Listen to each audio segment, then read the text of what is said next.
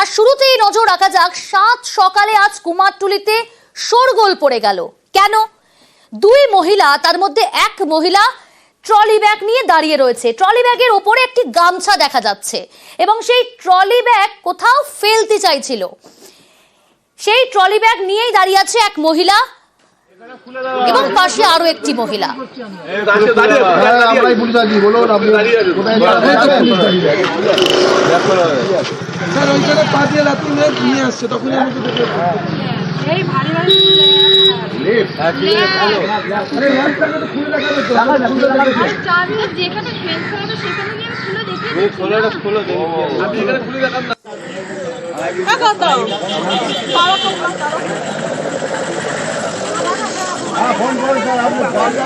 এই মুহূর্তে যে ছবিটা আপনারা দেখতে পাচ্ছেন, ধরা পড়ার মুহূর্তের ছবি। যে মুহূর্তে ধরা পড়েছে দুই মহিলা, সেই মুহূর্তের ছবি আমরা দেখাচ্ছি। স্থানীয়দের সন্দেহ হয় যে কেন এই মহিলা এরকম ট্রলি নিয়ে দাঁড়িয়ে রয়েছে, সঙ্গে আরো একজন মহিলা, কি রয়েছে সেই ট্রলিতে। এই সন্দেহ কিন্তু দানা বাঁধে স্থানীয় বাসিন্দাদের মনের মধ্যে। আমার সঙ্গে রয়েছে প্রতিনিধি সান্নিক। সান্নিক, স্থানীয়দের সন্দেহ হলো ঠিক কি হয়েছিল?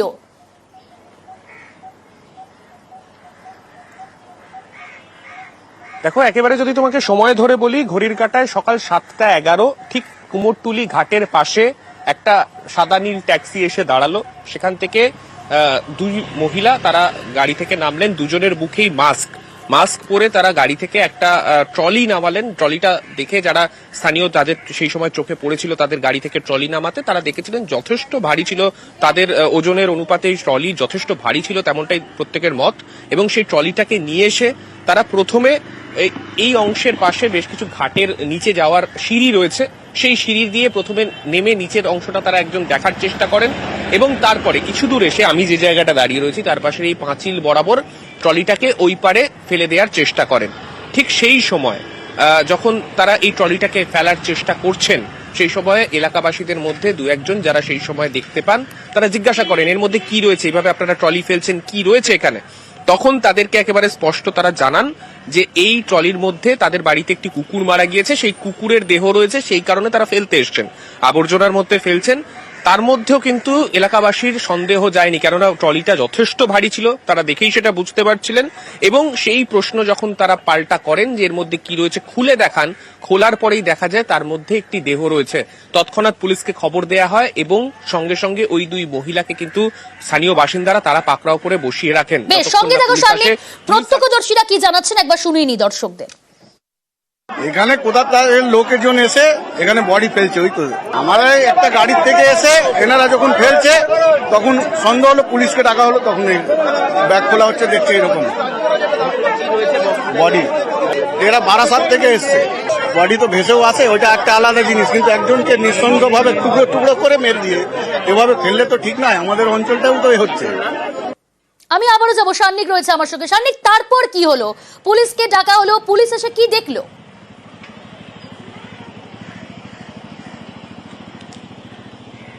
দেখো, পুলিশ যখন এসে পৌঁছয় তখন পুলিশ প্রাথমিকভাবে তাদেরকে যখন জিজ্ঞাসাবাদ করার চেষ্টা করে, কিন্তু সেখানে জিজ্ঞাসাবাদ করার মতো পরিস্থিতি ছিল না, কেননা ততক্ষণে প্রচুর মানুষের ভিড় জমে গিয়েছে, এলাকায় যথেষ্ট উত্তেজনা ছড়াচ্ছে তখন। এবং পুলিশ তৎক্ষণাৎ তাদেরকে প্রিজন ভ্যানে তুলে সেখান থেকে বের করে থানায় নিয়ে যাওয়ার চেষ্টা করে। তখন এলাকায় কিছুটা উত্তেজনা ছড়ায়। তার মধ্যেই যারা স্থানীয় বাসিন্দাদের দাবি, তারা যখন কথা বলেছিলেন কোথা থেকে এসছে, এই প্রশ্নগুলো যখন এই দুই মহিলাকে করা হয়, তখন তারা বলেন যে তারা মা এবং মেয়ে এবং তারা বারাসাতের দিক থেকে এসছেন, তেমনটা তারা দাবি করেছেন স্থানীয় বাসিন্দাদের কাছে। তাদের কাছ থেকে একটা ট্রেনের টিকিট, যাতে বারাসাত থেকে পার্ক সার্কাস পর্যন্ত কাটা সেই টিকিট, সেইটাও উদ্ধার হয়েছিল বলে স্থানীয় বাসিন্দারা সেই সময় দাবি করেন। এবং এরপরে পুলিশ তাদেরকে এখান থেকে নিয়ে যেতে কিছুটা প্রথমে বেগ পেল, তারপরে অতিরিক্ত ফোর্স আনিয়ে এখানকার উত্তেজিত জনতার মাঝখান থেকে ওই দুই মা মেয়ে এবং তার সঙ্গে সেই দেহ এখান থেকে নিয়ে তারা চলে যান। এই গোটা ঘটনায় এলাকায় এখনো পর্যন্ত চাঞ্চল্য রয়েছে। 7 সকালে এইরকম ট্রলিতে করে দেহ এনে ফেলে যাওয়ার চেষ্টা, এলাকাবাসীর মধ্যে যেমন ক্ষোভ রয়েছে, পাশাপাশি একটা যথেষ্ট চাঞ্চল্য রয়েছে। এই দুই মা এবং মেয়ে কি কারণে এই খুন করলেন সেই বিষয়ে পুলিশি তদন্ত যখন একদিকে চলছে, এলাকার মানুষও কিন্তু গোটা বিষয়টা সম্পর্কে জানতে চান এবং সেই রকম ভাবেই তারা তদন্ত ইতিমধ্যেই শুরু হয়েছে ঘটনায়। সান্নিক, বেশ এদিকে ট্যাক্সিতে ট্রলিবন্দি দেহ নিয়ে কুমারটুলি, সকাল থেকে ফাঁকা জায়গা ঘুরে বেরিয়েছে, ফাঁকা জায়গায় দেহ ফেলার চেষ্টা করেছে ওই দুই মহিলা। ইতিমধ্যে তদন্ত শুরু করেছে নর্থ পোর্ট থানার পুলিশ। আমার সঙ্গে রয়েছে আরো এক সহকর্মী সুদীপ্ত। এই দুই মহিলার পরিচয় জানা গেছে ইতিমধ্যেই, তারা ঘটনার সঙ্গে তাদের কি যোগ রয়েছে, তদন্ত এই মুহূর্তে কোন পথে?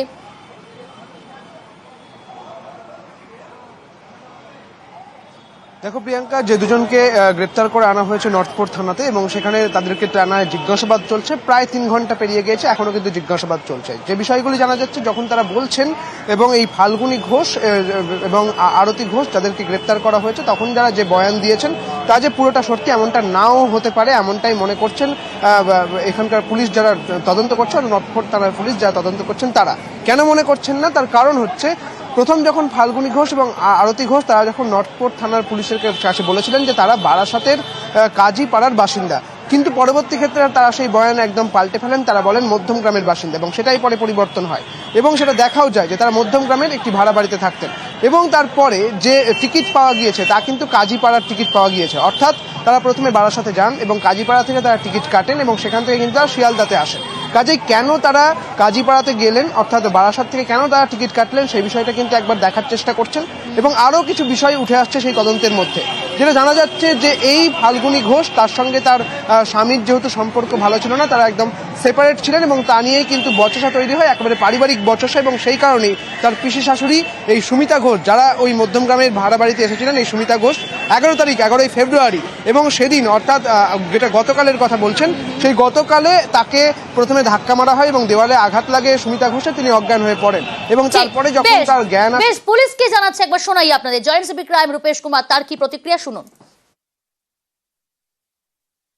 এক্সামিনেশনে পাওয়া যায় কি যে ফাল্গুনী ঘোষ আছেন, ওনার পিসি শাশুড়ি Sumita Ghosh, as per statement of Falguni Ghosh, ওনার একটা বডি, আর উনি যে বলেছেন কি মধ্যম গ্রামে কোনো জায়গা এনাদের রেন্টেড বাড়ি আছে, ওই বাড়িতেই এই ঘটনাটা ঘটেছে।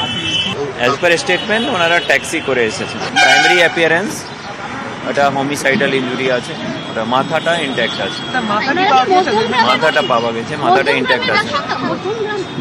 বাকি ডিটেলটা পরে আমরা জানিয়ে দেবো। এখন যে উনি রেন্টেড বাড়ি আছে ওখানে মধ্যম গ্রামে, ওখানে থাকেন, আর অ্যাজ পার স্টেটমেন্ট ওটাই পিও আছে, দ্যাট নিডস ফার্দার ভেরিফিকেশন।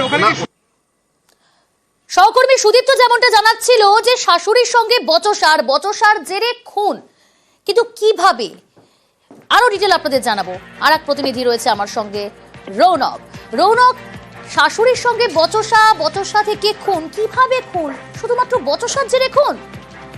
দেখো, একেবারেই গতকাল বিকেল 4টে নাগাদ এই ফাল্গুনী ঘোষের সঙ্গে মৃত সুমিতা ঘোষের একটা বচসা বাঁধে।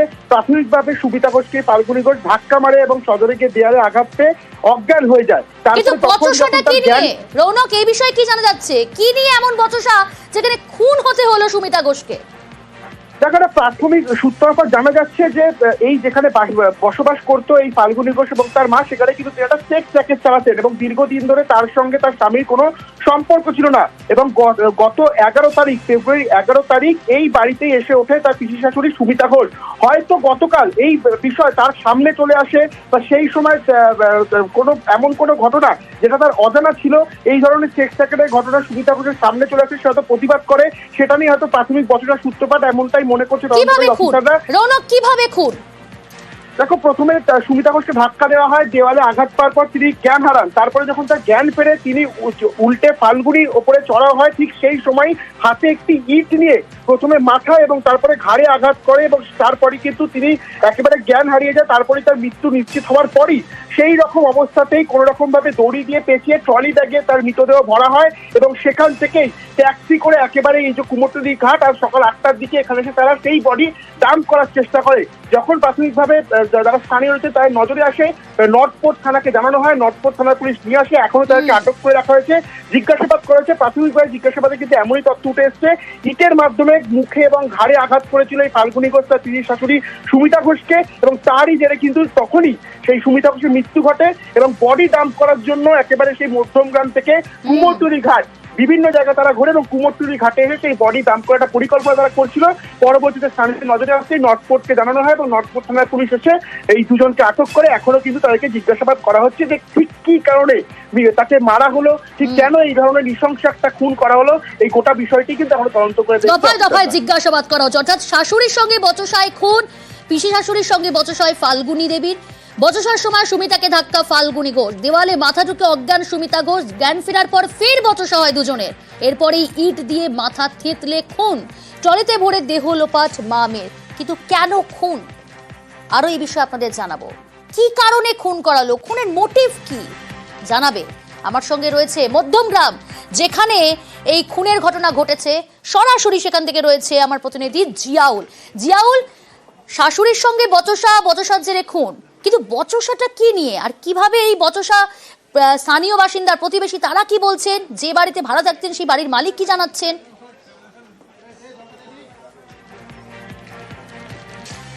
দেখো, এখনো পর্যন্ত মালিকের অত সন্ধান পাওয়া যায়নি। পুলিশ চেষ্টা করছে আসল বাড়ির মালিক কোথায় রয়েছে এবং কতদিন আগে ভাড়া দিয়েছিল। কিন্তু এলাকার মানুষ যেটা বলছেন, একেবারে প্রতিবেশীরা যেটা বলছেন, 2.5 বছর আগে এখানে ফাল্গুনী এবং আরতি অর্থাৎ মা মেয়ে এখানে ভাড়ায় এসেছিলেন এবং যখন ভাড়ায় আসার পর থেকে কিন্তু এলাকার মানুষরা জানাচ্ছেন যে তারা অতিষ্ঠ। তার কারণ রাত বাড়লে এখানে বিভিন্ন যুবকদের কিন্তু আনাগোনা বাড়তো এবং এখানে এ নিয়ে এলাকার একটা পরিবেশ নষ্ট হচ্ছে এবং তারা বারংবার থানা এবং পৌরসভাকে লিখিত অভিযোগ দিয়েছে, পৌরসভা এবং কাউন্সিলরকে দিয়েছেন। তার কারণ যেভাবে একের পর এক যুবক আসতো এবং তাদের সঙ্গে ফুর্তি করতে, এমনটা এলাকার মানুষ বলছেন বলে তারাও অতিষ্ঠ হয়ে গেছিল।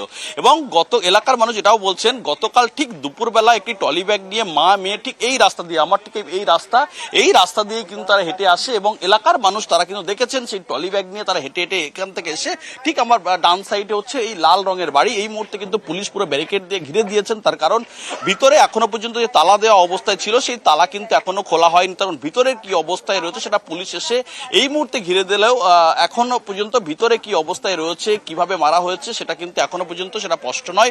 অর্থাৎ ভিতরে তালা দেওয়া রয়েছে, কিছুক্ষণের মধ্যে পুলিশ সেই তালা ভাঙবে। জিয়াউল, এখানে একটা প্রশ্ন আমার, এই প্রশ্নটা জানতে চাইবো তোমার কাছ থেকে, যে দুজন এই মা মেয়ে দুজনেই কি থাকতো? তাহলে সুমিতা ঘোষ যাকে মারা হলো তিনি কবে এসেছেন, স্থানীয় প্রতিবেশীরা তারা কি বলছেন, কবে দেখেছিলেন, আদৌ দেখেছিলেন কিনা এই সুমিতা ঘোষকে, বা তিনি থাকতেন কিনা সেখানে?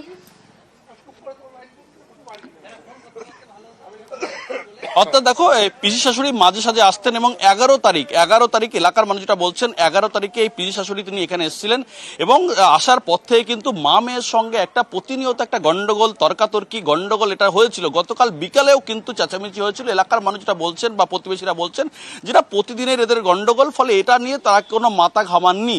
অর্থাৎ রাতভর সেখানে অশান্তি হয়েছে এবং এলাকার মানুষ এটাও বলছেন যে রাতের দিকে কিন্তু প্রচন্ড কুকুর ডাকাডাকি হয় এখান থেকে। অর্থাৎ রাতে হয়তো এখান থেকে কেউ বেরিয়ে গেছে বা এখানে নতুন কেউ বাইরের কোনো মানুষ এসেছে, এটাও কিন্তু এলাকার মানুষ বলছেন। এবং তারপরে আজকে সকালে কিন্তু 2-1 বলছেন যে এখান থেকে সকালে এই ট্রলি ব্যাগ নিয়ে কিন্তু এই রাস্তা দিয়ে তারা কিন্তু বেরিয়ে যায়। অর্থাৎ এখান থেকে দোলতলার থেকে একেবারে ভ্যানে করে কাজীপাড়া, সেখান থেকে কিন্তু আবার ট্রেনে করে তারা আইরিতলা সেখানে যায়। এই বাড়িতে অত্যন্ত গুরুত্বপূর্ণ, এটা হলো ক্রাইম সিন। এখানে কি নর্থপোর্ট থানার পুলিশ পৌঁছেছে ইতিমধ্যে?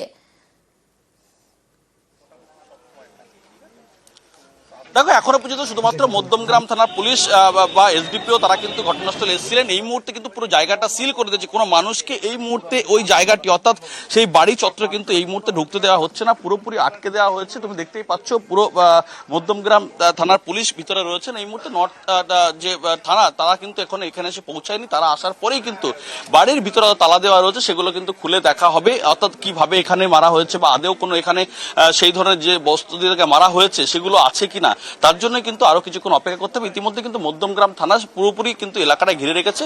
ফলে এলাকার মানুষের যেটা অভিযোগ যে আজকের সকালেও কিন্তু এই ট্রলি ব্যাগ নিয়ে বেরোতে, একবার শোনাই দর্শকদের। বেশ এনারা থাকতো 2-2.5 বছর, কিন্তু প্রথম দিন থেকেই এনারা কারোর সাথে কখনো কোনো কথাবার্তা বলতেন না বা মিশতেন না। আমরা চাইলেও ওনারা মেশেননি।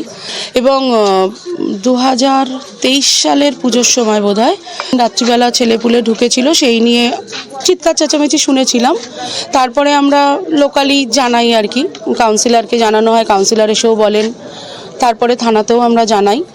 এবং মালিক পক্ষকে সর্বোপরি বলেছিলাম যে এরা ভালো নয়, আপনারা এটা তুলে দিন এখান থেকে। দেখেছি কখনো সখনো রাত বেরাত ছেলেপুলে ঢুকতো। হ্যাঁ, মহিলাটা আজ সপ্তাহখানিক ধরে বোধহয় যাতায়াত চলছে, কিন্তু সে কে বলতে পারবো না। গত 11ই ফেব্রুয়ারি থেকে যাতায়াত করত সুমিতা ঘোষ ওই বাড়িতে। মধুচক্র চালানোর অভিযোগ মা মেয়ের বিরুদ্ধে। আটক দুই মহিলা মধ্যম গ্রামের বাসিন্দা। যে বাড়ির ছবি আপনারা দেখছেন, ওই বাড়িতে ভাড়া থাকতো এই দুই মহিলা। মধ্যম গ্রামের বাসিন্দা ফাল্গুনী ঘোষ ও আরতি ঘোষ। বাড়ি ভাড়া নিয়েই থাকতেন মা মেয়ে। বাড়িতে অপরিচিতদের আনাগোনা ছিল, প্রতিবেশীদের সঙ্গে সুসম্পর্ক ছিল না মা মেয়ের। সাত সকালে আজ শোরগোল পড়ে যায় কুমারটুলিতে। সেখানে ট্রলি ব্যাগে দেহ, মহিলার দেহ উদ্ধার, যাকে কেন্দ্র করে রীতিমতো চাঞ্চল্য ছড়িয়েছিল। দেহ লোপাটের চেষ্টার অভিযোগ করেছিল এই দুই মহিলা এবং স্থানীয় বাসিন্দার এই অভিযোগ সামনে আনার পর ট্রলি ব্যাগে করে দেহ লোপাটের চেষ্টা। নদীতে ট্রলি ব্যাগ ফেলার সময় হাতে নাতে পাকড়াও। নর্থপোর্ট থানার পুলিশ দফায় দফায় জিজ্ঞাসা করছে তাদেরকে। মধুমিতা ও মেয়ে আর সুস্মিতা, ওদের যে উপস্থিত বুদ্ধি এবং এখানকার মানুষের যে উপস্থিত বুদ্ধি, সেটা প্রশংসার দাবি রাখে। সন্দেহ বশত তারা ইন্টারসেপ্ট করে, হয়তো ওটা ফেলে দিয়ে চলে যেত। যারা অপরাধটা করেছেন, অন্তত যারা ট্রলি ব্যাগ নিয়ে এসছেন, সে মা মেয়ে, তারা চড় মারছেন একটি সচেতন জনতাকে। সেও তারপর রিয়াক্ট করেছে, তাতে একটু ধস্তাধস্তি ইত্যাদি হয়েছে। এর মধ্যে পুলিশ এসছে, পুলিশ পাশে আমাদের এখানে পুলিশ আউটপোস্ট আছে।